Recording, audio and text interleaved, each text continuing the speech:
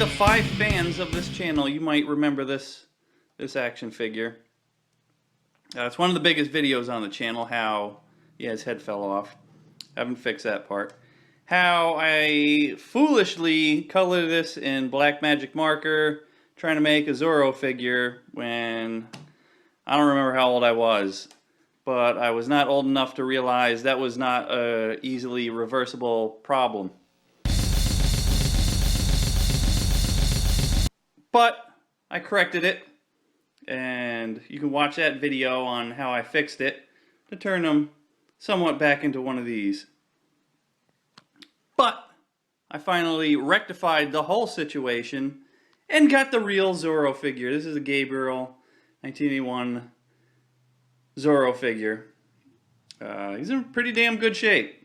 I had a hard time finding one in acceptable condition on eBay.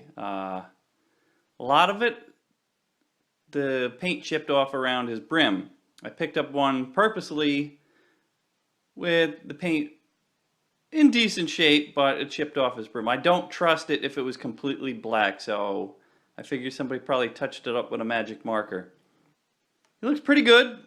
Other than that, he's in great shape. He's missing his sword, his gun, and his cape, but I'm not going to pay $80, $90 for one complete. I just want the regular figure, because if I had this when I was younger, and I do remember him on the shelves, I never got him, I would have lost that by now anyway, because I lost Lone Ranger's gun. This is just a backup I bought recently. Speaking of missing accessories, he's got a little, what's that, sheath or whatever you call that to hold his sword. A little gun holster.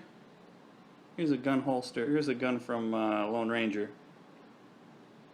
There it is, being held in. It was a different gun, I think, because this one doesn't hold in so good. Oh, just fell out. Get a close-up look at his face.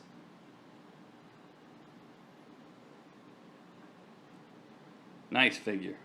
He was made by Gabriel, which is a toy company that, to my knowledge, only made Lone Ranger stuff. They made a big 12-inch doll, and this based on the movie. This was based on a cartoon that came out in the early 80s.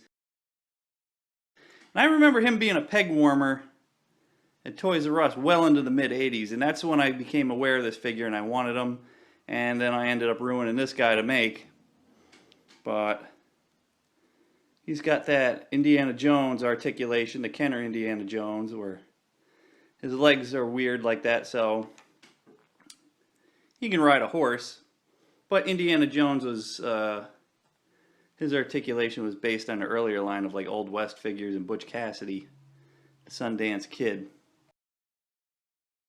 Here he is riding Butch Cavendish's horse, Smoke. So yeah, that's a cool thing. This monstrosity is fairly fixed.